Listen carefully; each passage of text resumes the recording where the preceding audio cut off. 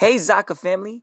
Zaka is launching an exclusive membership platform to provide you with career development workshops, coaching, community, and so much more. Go to ZakaConnect.com and sign up to receive information on how to access early registration and perks.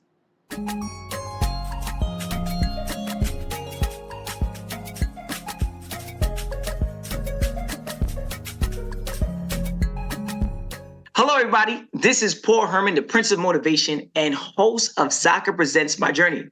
We're creating this vulnerable and positive platform where you can get inspired and motivated from different leaders from our community. Today, our guest is Castelline Tilus, who is a tech entrepreneur and founder of Akademi. How are you doing today? I'm doing really well. Thank you, Paul. Castelline, yes, it's a pleasure to have you on. I know there's a lot of great stories that you're going to be sharing with us on our podcast today. But before we actually dive into those wonderful stories and all those beautiful accolades that you do have, tell us a little bit more about your cultural background and where you grew up. So I am an American of Haitian descent. I was actually born in New York. I spent my early years in Haiti, and my parents sent me to be raised in the US at age 6. And so I do have a short period where I lived in Haiti, but I don't recall it. And from age 6 onward, I've lived in the US, mostly in Florida, but I've traveled across the country as well. And both your parents are descent of Haitian descent? Yeah, both of my parents are Haitian. Okay, Haitian descent. Okay, and you said you was in New York. What part of New York? Brooklyn, New York. But I don't claim New York because my parents actually planned their pregnancy around travel to New York. And so I'm an American citizen by birthright. They literally had me in Brooklyn and left. So I have no experience growing up in Brooklyn. Okay. I had to ask, you know what I'm saying? I'm a New Yorker myself. So I was like, hold up, what borough are you coming from? or you could have been claiming upstate, you know? So I was trying to make sure New York was New York. But shout out to Brooklyn and shout out to your family members on that trip right there. A beautiful trip. And look at that. Came out with a beautiful child. Yes.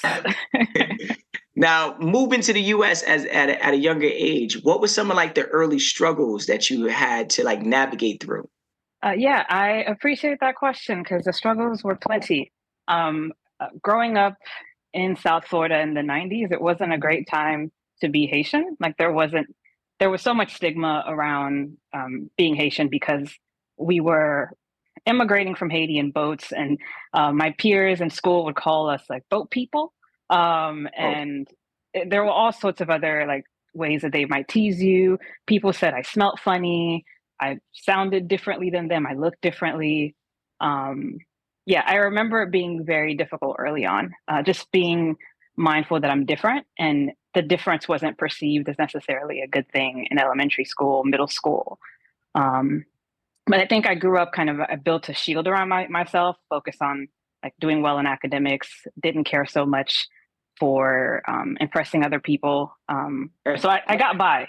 So despite the teasing, I didn't necessarily let it discourage me in any way. I was never ashamed to be Haitian, but I would say things have changed now. But of course, without a doubt. A few decades ago, it was very different. It's funny, the same people that were making fun of you are the same people probably visiting Haiti right now. I hope so. Going on little trips, trying to just be like, hey, look, I went to Haiti this past summer, right? But in another lifetime, it was totally different. But like, just out of curiosity, how does that still impact you today? Like that, those issues that you face, those struggles coming up, to like, how does that affect you currently now? Yeah, I feel like Haiti's recent history has had a series of moments of crisis. And usually following the crisis, you see negative press around what's happening in Haiti. And we're in one of those moments now. So I hear people saying things that remind me of some of the comments that were made in the 90s. So again, stigma reemerging around Haitians immigrating to the US, given the ongoing conflict that's there now.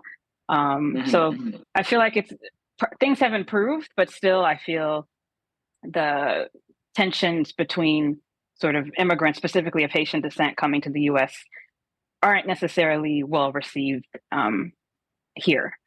But again, despite that, I am the proudest Haitian. I will rep my flag I don't let any of that stop me. And I should say, growing up, I did have teachers who were very committed to helping me transition into the US. I remember one teacher in particular when I was in the first grade. She got a French English dictionary just so she could Okay. communicate with me, because at the time I was only a Haitian Creole and French speaker. And so I remember her distinctly trying to pronounce certain things to make me feel welcome. And I had like teachers all throughout elementary school who did similarly. So the kids might have teased me, but I would say the educators were wonderful in South Let's Florida. shout out to that. Shout out to that. Shout out. Do you still stay in contact with that teacher? No, I couldn't find her, and my elementary school actually closed. So I don't have a way to go back and thank her. Gotcha. Well, she again, it's always those individuals that are in our lives for that time frame that years later we still remember. Right. Mm-hmm. That's a blessing, and more importantly, it's an honor to have someone like that in your life that's saying, you know what, I want to go an extra step further. I could easily just teach the basic academics with you, but I'm actually going to get a French dictionary so I could connect a little bit more with you. While the other students are probably teasing you and picking on you, I still want to do that. So kudos to her as an administrator, taking it upon themselves to go that extra route to kind of get this going for you. Mm-hmm. Now, what does your culture mean to you? I know you were talking about a little bit about the negative stigmas that come about when people talk about the Haitian culture, but like, what does your culture mean to you, despite the negative news in Haiti right now? Okay, so for me, it means at home speaking Creole. It means eating Haitian food at home. So I grew up eating rice and beans, fried plantains, stewed goat, like all the good stuff. Yes. The banana? Yes, banan pesé. Yo, you must have the banana pesé.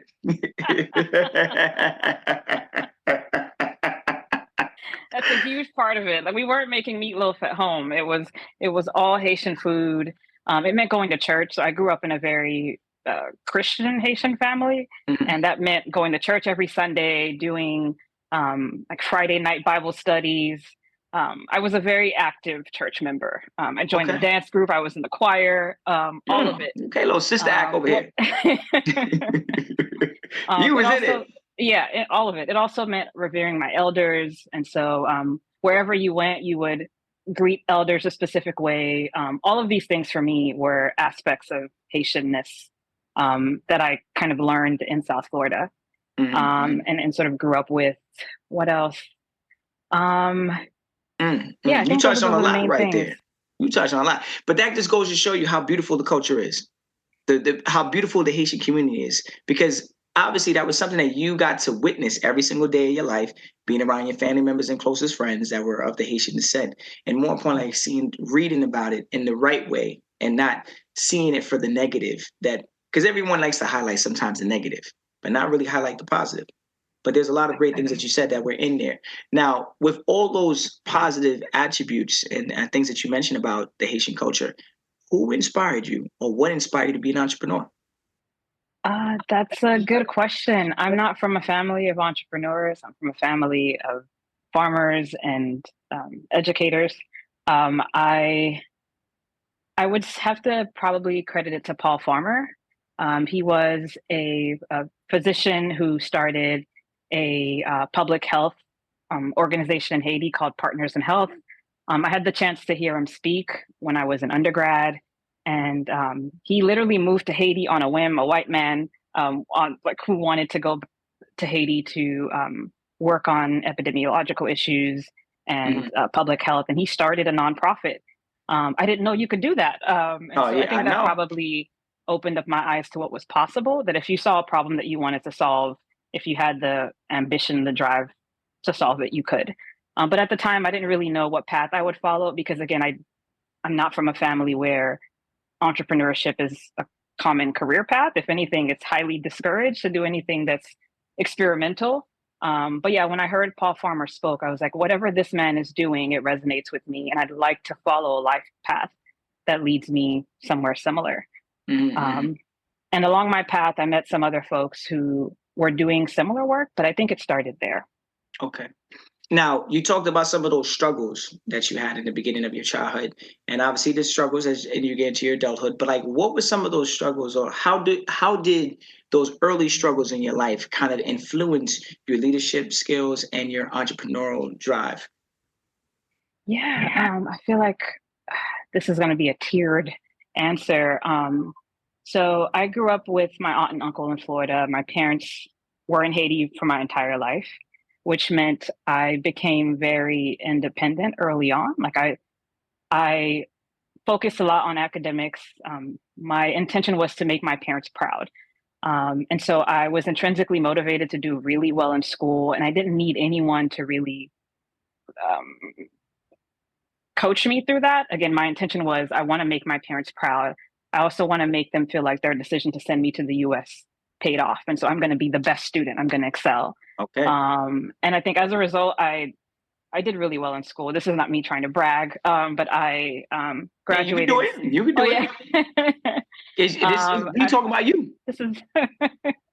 I graduated salutatorian from my high school. I took AP classes. I managed to.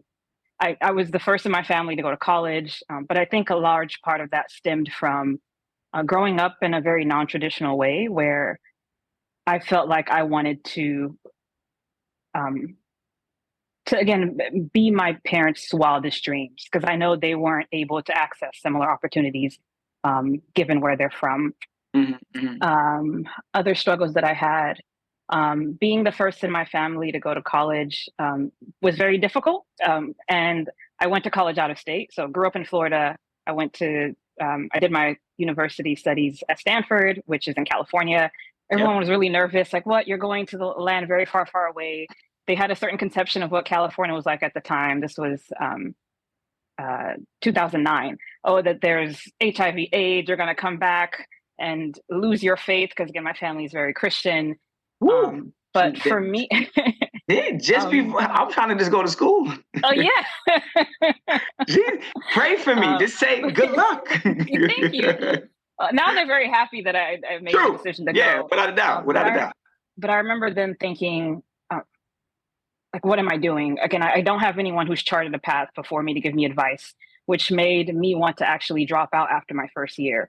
I did very poorly my first semester. I didn't know to seek advice. I didn't know to go to office hours. All of the things that may be common knowledge now to do to excel in an undergraduate program, I didn't know then. But I ultimately reached out to other first generation students, and we sort of figured it out together.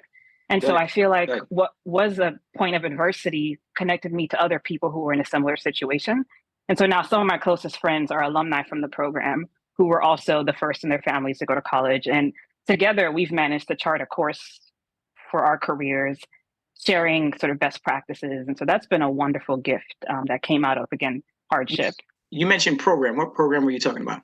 Was it the major? Was it like an actual program, a group of students? Was it the international club or something along those lines? So Stanford has a first generation group. And so all students who identify as first gen, you're part of a student group and you have regular meetings. And so I began to attend that. And that's one way through which I became aware of all the resources that were available to get help if you were struggling with math or chemistry or whatever other courses you were taking. And think about that. Back then, like when you stepped onto that campus, beautiful campus, right?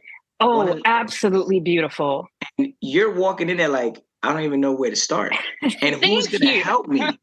Right? Just imagine if you knew day one when you walked in there exactly who to talk to, who to connect with, what classes to take. This is where sometimes that gap is for us as first generation and second generation immigrants, walking into establishments like that and not knowing how to navigate. We're going to waste a good, like you said, that first semester, not saying it was a waste, but like you said, that first semester was a very hard one for you. Now, just imagine you had resources at that point in time. That first semester would have been a lot more. It would have been a lot easier. But it's not accessible. And our parents and our grandparents, like you said, you're the first one to go. Yeah, and I remember calling my parents to let them know I was going to college. They didn't even know what Stanford was. Like, they was like, oh, okay, good. You got into a university.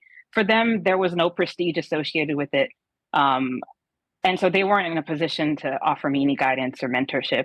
I was really on my own. So it was a very difficult period. But out of it, I came out a You came out, semi-brilliant person. Yeah. but you use your culture as well too to help navigate that struggle, that when all that like that resilience that you guys have as a Haitian community. You just said, okay, I'm here, I guess I'm on my own, I'm gonna have to I'm figure gonna it get out. through this. Yeah. Yeah. I went back to the same way of thinking. I want to make my family proud. Like again, I'm the first to do this, and I don't want to fail, which did come with a certain degree of pressure. But for me at the time, it actually propelled me forward because I knew that I would have younger cousins who would probably look up to me. Mm-hmm. And one of my siblings even went to college after me. And Good. so I think in many ways I may have been sort of a role model. And so I didn't want to fail, sort of as the first to be charting this new path. Mm-hmm. In year 2, 3, and 4 were much easier. Oh, it was a breeze at that It point. was You're a like, breeze. It I was a got this. breeze.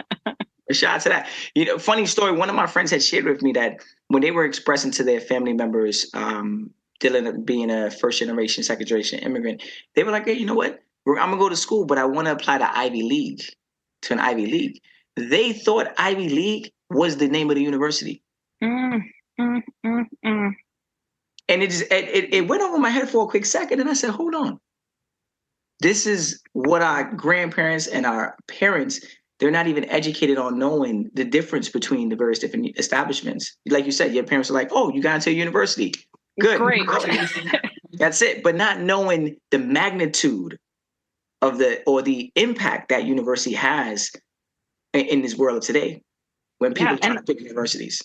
And I would say again, I wouldn't have applied to Stanford were it not for great teachers. So I think a lot of my success I have to attribute to having had really, really great educators. One of my science teachers in high school looked at the state schools I was applying to, and she said, you could do better. Look at your grades, your AP scores, your leadership skills. You should consider the Ivy Leagues. And at the time, I also wasn't too familiar with what that was. I applied to all of them and chose Stanford ultimately because it was the best fit. Mm-hmm. Now, how did you, from all that college experience, how did your entrepreneur career get started? So it wasn't immediate. I would say though, at Stanford, you have a lot of people who go to found startups. That's no secret. And so I remember seeing peers go on to either work for existing startups, Facebook, et cetera, or create their own. So at the time when I graduated, this was 2013, I didn't have an idea, but again, I had the seed planted. Like, I know this is something that people do. It's something that I can access. But again, I kind of put that on hold for some time. I didn't embark in entrepreneurship until I completed my graduate program. And by then I had become very disillusioned with traditional development. So I studied international policy and development. And I had the experience of working for existing nonprofits, working in Haiti through, again, international institutions. And I didn't feel like they were doing work that mattered. There was a lot of money squandered to pay expatriate salaries. And so aid money never reached the people on the ground. That is true. I spent a few summers surveying people in the south of Haiti on their perceptions of NGOs, and many of them thought they were squandering money, that again, aid didn't reach them. And after that period, I couldn't justify continuing to work in an industry that I felt like wasn't having the impact that I wanted for Haiti. And so that's when I began to think, if a solution doesn't exist for the type of work I want to do, again, there are people who create and build solutions. And so I would say then 2017 is when I began to explore what could be an entrepreneurial endeavor that I pursue in Haiti. And many things aligned for me to be working primarily in the tech education space. But yeah, it took a long time for me to finally accept that this is the best way for me to affect change. Now, throughout your journey, like, what kept you motivated during the times where you were like, obviously, like, things weren't going as planned, especially when you started off? Yeah, I feel like everything only makes sense in retrospect. I think Steve Jobs wants to mention that. But actually following my life path, I think what kept me going is the dream to do something impactful at home. Like one thing I didn't mention that I'll share now is ever since I left Haiti, I've always felt this pull to go back. I can't explain it. I feel like it's a very deep calling on my life. In some ways, it may be spiritual, um, but I've made every career decision with honoring that pull in mind. So I studied international policy and development. I worked in Yep. development, thinking that was the only way I could affect change. And then when I realized that that was failing, that maybe entrepreneurship could be one way that I do that. So I think what's kept me going is this calling, that if what I feel like would bring purpose to my life is contributing to development back home, because I'm very fortunate to have been able to benefit from really great education in the U.S. and I want to make sure to give back if I can. Mhm. Now, with that educational background, and like you mentioned, international policy and development, how did that influence like a lot of your entrepreneurial ventures? Yeah, I think unlike most of my peers who went to work in tech, because of my development background, I tend to lean towards social impact work. So instead of, I'm trying to think of an example. Um, Instead of working for Facebook or Apple, which not to, speak ill of anyone who chooses that path. I've always thought about doing work in education, in healthcare, um, in work with. I've always thought about doing work that aligns with the Sustainable Development Goals, and so Okay. I think that has biased my training has biased me to lean towards the social impact side.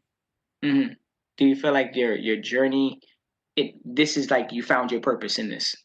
I do, and it took me a decade. I graduated from Stanford in 2013. So more than a decade for me to have absolute clarity on where I want to go. Good. And I have no regrets. I feel like the mini tangents that I took to get here were all worth it. Mhm. And it's one of those things that, obviously as the years progress, you're probably like, all right, I haven't found it yet, haven't found it yet, haven't found it. But like you said, and I'm glad you mentioned it, it took almost a decade to find it, because a lot of listeners listening, some of us might get impatient, especially when our parents or our grandparents kind of put that pressure on us. You graduated, where's the job? You need to be making money. You need to start, contributing to something, and they just want to make sure that we're taking care of ourselves, right? But sometimes it comes across in a very different way, right? Just like how you said, you're gonna go to college, all these negative things they were saying, but literally they could have been like, good luck, honey. Like, Yeah. do your thing, get good grades like you were doing in high school, right?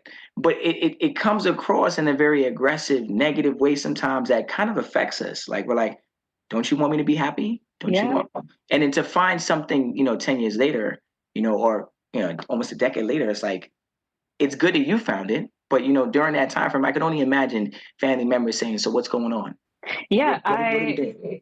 I think all throughout that time, I've had aunts and uncles intervene. They all are still wondering why I didn't pursue like medicine. For them, that was their dream. For Yeah, me, they're like, the first in they the had the family to dream go to job. college. Yeah, you're going to be the first doctor. And when I chose not to follow that path, they were all concerned. Like, what are you doing with your life? I was like, I'm working in development. I started a company. Um, I think it's only now that some of them are beginning to see that although I'm doing things a little differently, I'm still having a positive impact on the world. But it also took my family, I think, a long time to arrive at a point where they could be supportive, and with reason, because for them, success is becoming a doctor, lawyer, engineer, like with True. many immigrant families. Our family members had a one-track mind. Right? One track. You're not going to be successful unless you're a doctor. They're like, what? Do you know how many other careers are in the world of today? It is, and I would sit down in those conversations and really be nervous. And I would be like, I would tell my siblings, like, I think I got to be a lawyer. Mom has been saying it for the longest now. I got to be a lawyer. Right? I'm like, what am I going to do if I don't become a lawyer? I'm going to get disowned from the family or something. Yes. Talk with me about like mentors and mentorship throughout your journey. I know that you talked about your teacher earlier on, who was somewhat like a mentor to you, right? Mhm. But let's talk about like a mentor, someone who had a significant impact on your career and your journey. Is this something that they said to you that still sticks with you today? Yeah, I again have benefited from mentorship from early on. And I have one particular mentor who I spoke with last year, and I told them that I was really nervous about relaunching another company. I didn't have everything figured out. And he said, go pound for pound. And that analogy stuck for me. So just get in the ring, throw the first punch, Yep. and you can figure everything from there on. And so his encouragement was to relaunch, do a pilot, and it's okay if you don't have everything mapped out to the 5 year like plan. But if you can get through year one, you can reevaluate and then do year two. And then from there on, you can do year three. And so he encouraged me not to be intimidated by the larger vision that I had or that I wanted to carry out. Focus on the next step, do that really well, and that'll carry you forward. So pound for pound, I keep that in mind whenever I get nervous. I'm like, okay, just focus on the next best step. Throw the first punch essentially, and you'll be fine. I like how the mentor had said that. It's like Muhammad Ali, one of the greats, right? He would always talk about that pound for pound, pound for pound. So even though he might have been nervous stepping into that ring, and especially with all those people, spectators watching, he still had to know in order to win, you had to go pound for pound. Mm-hmm. He couldn't go into the ring and not swing, right? He would have obviously got no numbers, nothing on his charts, and he obviously wouldn't win. But going in there saying, I'm a fighter, pound for pound, round for round, let's make this happen. And whatever comes out at the end comes out, but at least you went down swinging. Mm-hmm. Mm-hmm. And that's helped me so much. That's like my new mantra for my entrepreneurial work. Go round by round, and you'll get there. Yeah. I mean, and you are getting there. And let's talk about that. Because not only did you get from where you were back in the days to where you are now, let's just talk about being a co-founder and former co-director of Haiti-based data lab. Let's talk about that. Yes. So that data lab was my first venture. I'll tell you the story, and you won't believe all that I'll recall to you, but I promise it's all real. Okay, let's go spill the beans. I pivoted into data science in around 2018 and began thinking at the time whether there was a need for data analytics in Haiti, because again, that's how I'm wired. And I met my then co-founder, who was also living in DC with me at the time. And we began doing market research for what ultimately became Ayiti Analytics, which is Haiti's first data lab, where we would provide data science education, consulting, and research services. We spent some time fundraising, and January 2020, we both sort of quit our day jobs and moved to Haiti. And so this was pre-COVID. Oh, okay. Okay. And so him and I both were Haitian diaspora, and this was our way of giving back. And so I thought this would be a more permanent move to Haiti at the time, and really excited. And Ayiti Analytics is still something I'm really proud of. So I'll just run through some of the accomplishments that we achieved during my tenure there. So year one, which was 2020, we ran the first data science bootcamp in Haiti. That was our flagship program, where we took recent college graduates, funneled them through a 6-month program, connected them to employment.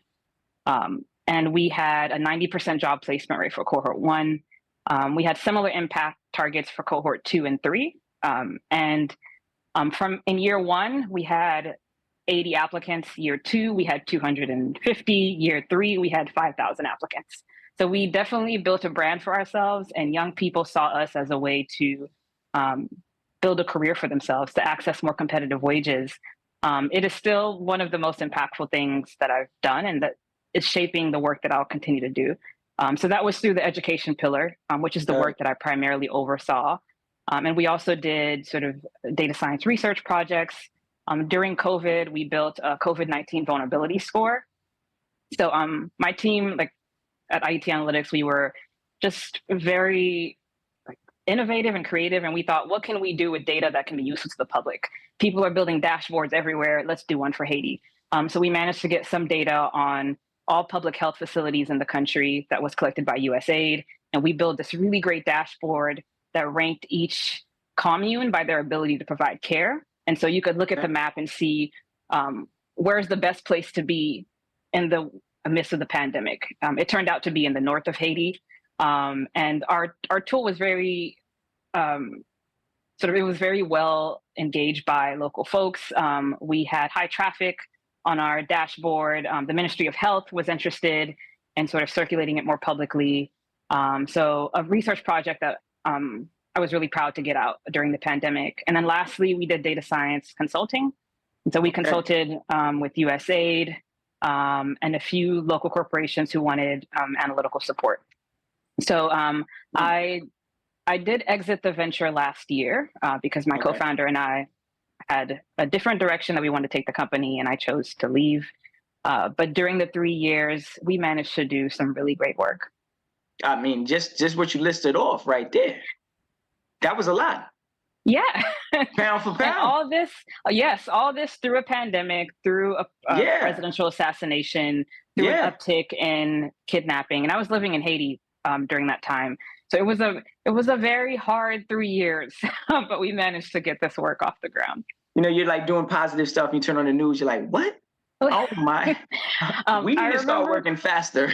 Yeah, I remember during so our second boot camp.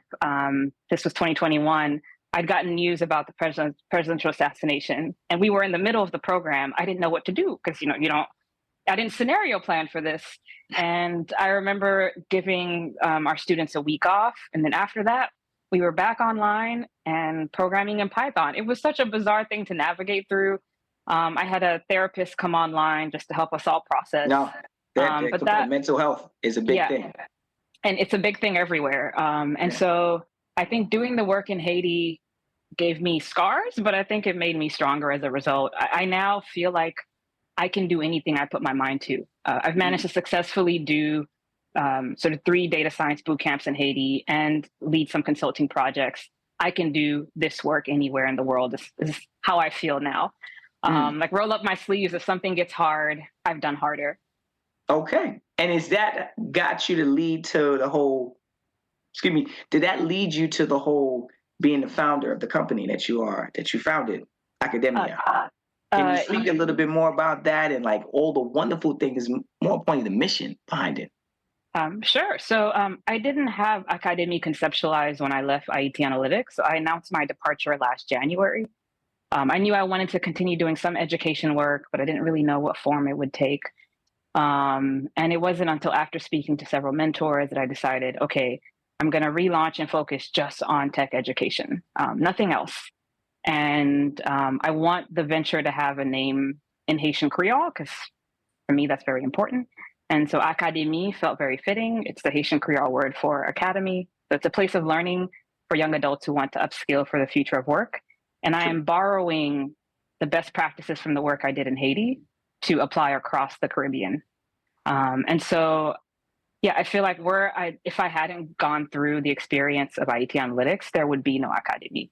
And so I'm really grateful, again, for that prior experience. But Akademi is the next big idea that I am hoping to launch. So we haven't announced publicly, but the idea is to do boot camp programs for, again, young adults in the Caribbean. The training will be administered online, but we're partnering with local labs so students could have access to computers, devices, and et cetera to learn. We're primarily training analytics professionals. So our inaugural boot camp this year will be focused on data science, and we'll be launching in Jamaica. So in the mindset of going pound for pound, I know I can't launch in all 13 countries in the region at once. I'm going to start with one country and expand. And why Jamaica first? Why Jamaica? That's a good question. The only reason why I chose Jamaica is because things were increasingly complicated in Haiti. And one mentor told me I should relaunch in the market that would be easiest. And this was a very hard decision for me because my intention was to relaunch in Haiti. True. Because again, that's where my heart is. But the mentor insisted, like, you just exited, give yourself a break, like relaunch with a bit of grace, go to a market where there's there isn't the political instability and as much of the infrastructure challenges. And so Jamaica seemed like the next best thing. I also got a major employer to come on board. So Digicel Group, they're the largest telecom company in the region. So let's go. They came on board, right? And they're headquartered in Kingston. And so when they came on board, I thought that was the universe confirming that Jamaica was the best place to pilot. And so Digicel is the inaugural employer partner from the bootcamp. They want to hire analytical talent locally. The chief people officer actually told me that they're outsourcing sort of their data analysts, and they would much rather hire locals for those roles at a fraction of the price. If we can train, they will hire. And so I began to sort of design what an ideal program looks like. And I'm borrowing a lot of sort of my prior experience for this. Well, that's the good thing. You're building off of those things, and you're building something bigger and brighter, you know? Yes. And you're taking it from where it was in Haiti and now bringing it to Jamaica. And then once you do it in Jamaica, you could then move to St. Croix, Bahamas, Bermuda. You could travel around. So I think your job for the next couple of years is going to be nice and warm. Right. And then I've committed to traveling to each new market that I'm in. And so I'll be in Jamaica, and then when we're launching in Trinidad and Tobago, I'll visit there, and Barbados. Let me get an application real quick. Let me get an application real quick so I can just be out there with you. Like, hey, who we helping today? Where's the boot camp? I got my bags packed. You ain't got to tell me twice. You ain't got to tell me you going to the yard. I'm going with you. Okay. No, we must go to the yard.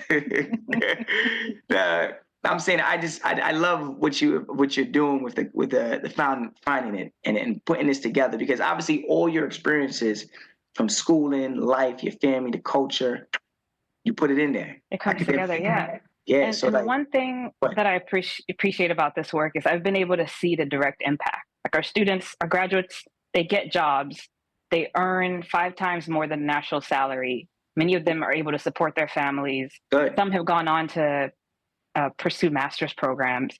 No other work I've done in development has had this tangible impact. And so I want to continue doing it because, again, it's impact that I can see.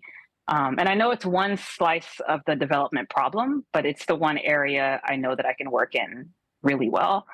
And yeah, so to your point, I'm excited to cover the entire region. We'll start mostly with the English-speaking Caribbean, so Jamaica plus the other English-speaking islands. And then Haiti will be its own language market. I want to eventually make it to the Spanish Caribbean, so the DR if possible.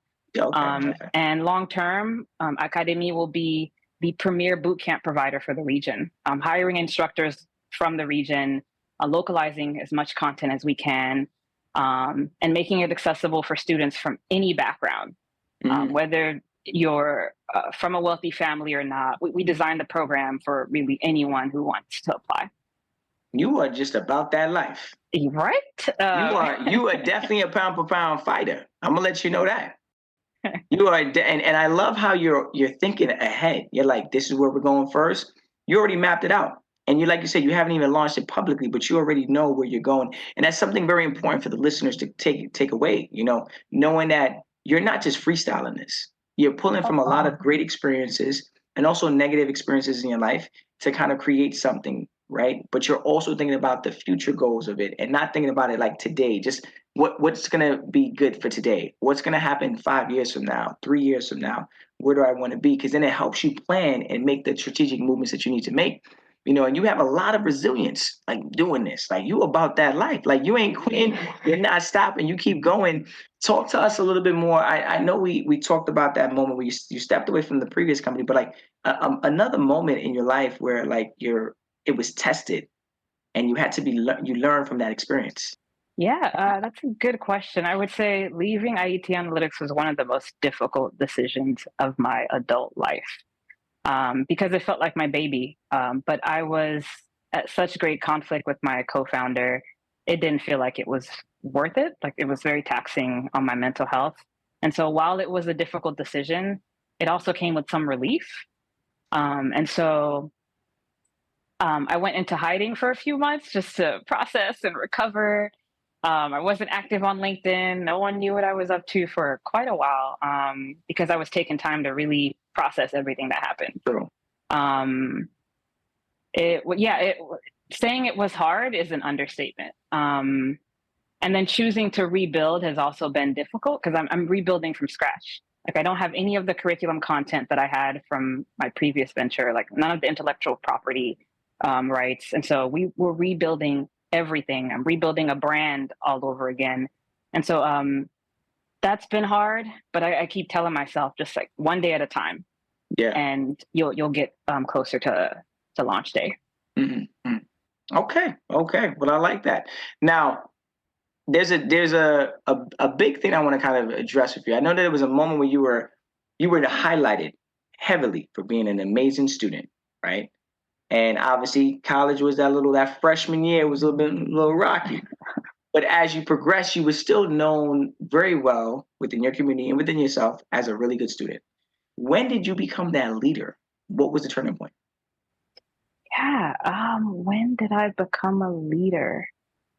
I think it was when I realized there was a void that needed to be filled and no one else was doing it. And so I mentioned that I'd done some market research before starting my first venture. I spoke to 60 people who were thought leaders in the technology and education space in Haiti, and they all kept saying the same thing. There are global skills that youth, were they to acquire, could be more competitive in the job market. But they didn't have providers who were stepping in to fill that need. And I didn't see anyone else doing it. And I thought, this is an opportunity for me to step in. And so, I remember very clearly thinking, like, after the 60th interview, I was like, I think I'm going to start a company and we're going to train youth. We're going to place them in jobs. We'll do some really cool research projects. Yeah, yes, this is my life. And it came to me very easily. It was like, okay. And I accepted, and then I began to seek out funds, et cetera, met my co-founder, and everything transpired that way. Okay. It was just seeing a void and feeling like I was the person uniquely positioned to fill it. Castelline, thank you so much for just dropping some gems with us. You dropped some heavy gems too. I like that. Hopefully we all gonna pick them all up, right? And hopefully we'll be on a flight with you in all those other countries that you're gonna be visiting. Oh, anytime. Don't play with us over here at Zaka now. Don't play with us here at Zaka. Yeah, any last words for the listeners? Yeah, if there are any entrepreneurs listening, pursue your dreams. Like if you have something that keeps you up at night, do it, because I think you'll feel much better honoring that. So I am a lot happier and fuller as a human being because I'm trying to follow this path that brings purpose to my life. Yes, it's hard. Yes, it's taken some time to get support from my community. But I'm a better person for it, and I think the world might be better off too. Well, Castelline, thank you so much for joining us on this podcast and really sharing your journey. It's an honor to hear how you came up in your early childhood to that rough transition in the college area, but then, and even after college, right away, like you said, you took almost a decade to find your true purpose. You got into this, you and your partner had developed a company, and then you left there within 3 years, and you were doing it during COVID, all that time going on. And then you found this. And look where you are right now. You're about to change the lives of so many people. You've been doing it already, but now you're going to be doing it in your own home. So thank you. And congratulations and much success to you in the many years to come. Thank you, Paul. Yes. And I want to let the listeners know, if you want to hear more inspirational stories like Castelline, please check us out on ZakaConnect.com. Follow our social at Zaka Connect and follow our feed, Zaka, wherever you listen to your podcasts.